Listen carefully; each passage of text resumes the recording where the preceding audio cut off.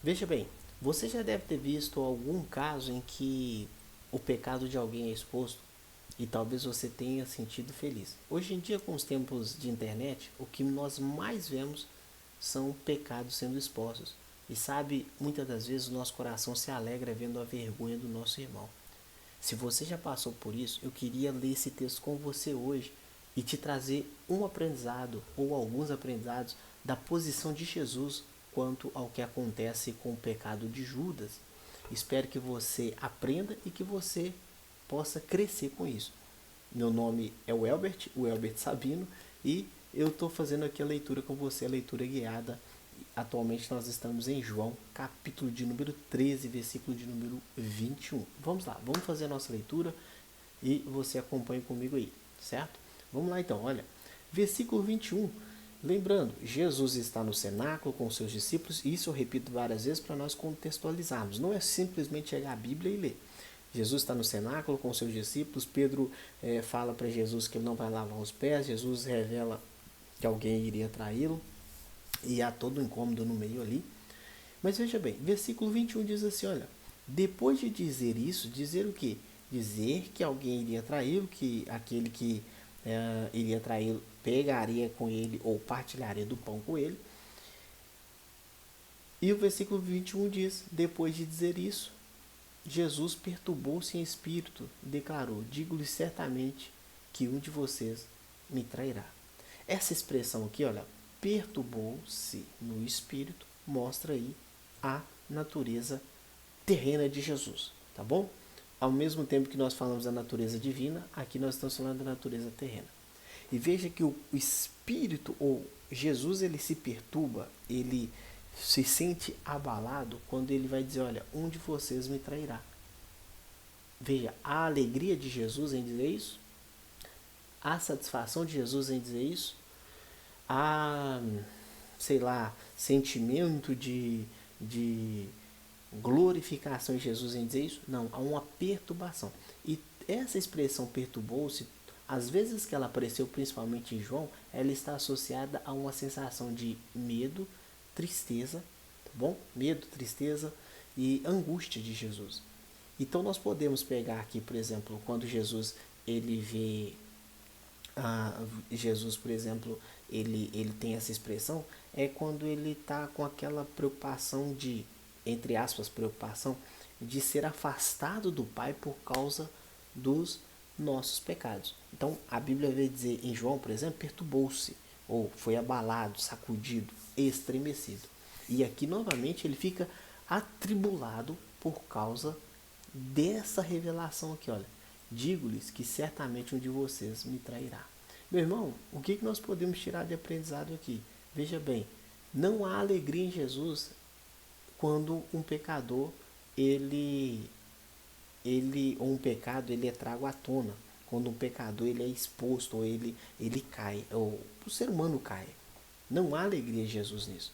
Muitos de nós, quando nós vemos notícia na internet, quando nós vemos fofocas por aí, nós vemos a vergonha do nosso irmão, muitos de nós até comemoramos, tá bom? Mas o que nós percebemos é que isso, irmãos, não é motivo nenhum de alegria, é motivo de tristeza, porque Jesus, ele mesmo, ele perturbou-se em trazer essa revelação. E aí, os seus discípulos, por exemplo, ele diz, olha, os seus discípulos olharam uns para os outros sem saber a quem ele se referia. Então, quando Jesus fala esse assunto, todos os seus discípulos ficaram, talvez até um contra o outro.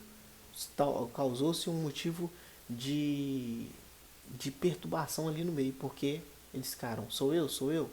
E um deles, o discípulo a quem Jesus amava, estava reclinado ao lado dele. Algumas versões vão dizer que ele estava deitado no colo dele, no seio dele, tá? E esse discípulo a quem Jesus amava, ele aparece algumas vezes, tá bom? Ele aparece, por exemplo, aqui, ele vai aparecer, por exemplo, aos pés da cruz, ele vai aparecer, por exemplo, diante do túmulo, tá? E ele vai aparecer no lago de Tiberíades. E quem é esse discípulo a quem Jesus amava? Nós sempre atribuímos isso a João, ao evangelista, ao apóstolo João, esse mesmo que escreve esse evangelho. tá? Mesmo a Bíblia não dizendo, olha, o discípulo a quem Jesus amava certamente era João, mas principalmente ali no fim do Evangelho de João, dá muito a entender que é João, tá? Então, assim, eu não tenho dúvida que seja João, porque veja, ele fala aqui, ó, um dos discípulos a quem Jesus amava, e aí ele fala na terceira pessoa, então é estranho porque ele escreve sobre ele mesmo na terceira pessoa, tá? Isso é o poder da narrativa, é como se alguém estivesse contando uma história, tá? Alguém contando uma história, algo do passado, mas ele não fala, olha, eu, tá? Ou fulano, ele diz um dos discípulos, tá bom? Mas veja que eles estavam ali e um dos discípulos a quem Jesus amava estava reclinado ao lado dele. Simão Pedro fez sinal para esse discípulo. Então, já não é Pedro, certo? Como dizer, pergunta a quem ele está se referindo, né? Ou pergunta ele aí, deu sinal para ele. Inclinando-se esse discípulo para Jesus, perguntou-lhe, Senhor, quem é? Então esse discípulo perguntou, quem é? Respondeu Jesus, aquele a quem eu der este pedaço de pão molhado no prato. Então é como se fosse uma espécie de, vou colocar no molho, tá? E aí, então, molhando o pedaço de pão, deu-lhe a Judas Iscariotes, filho de Simão. Tão logo Judas ainda comeu, irmãos. Judas ainda comeu o pão, Satanás entrou nele.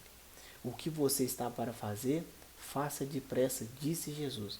Mas ninguém à mesa entendeu por que Jesus lhe disse isso. Visto que Judas era encarregado do dinheiro, alguns pensaram que Jesus estava lhe dizendo que comprasse o necessário para a festa, ou que desse algo aos pobres. Assim que comeu o pão, Judas saiu e era noite. Então aqui nós já estamos no fim.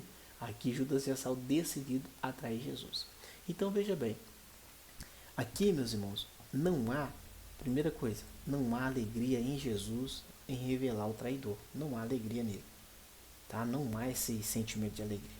Então, primeira coisa, você, eu, nós precisamos tratar isso em nós, porque não há alegria em revelar o traidor, revelar o pecador, tá bom? Isso não há no coração de Jesus. A Bíblia diz o seguinte, que há alegria no céu quando um pecador se arrepende. Quando um pecador não se arrepende, Deus não tem prazer na morte do ímpio, tá bom?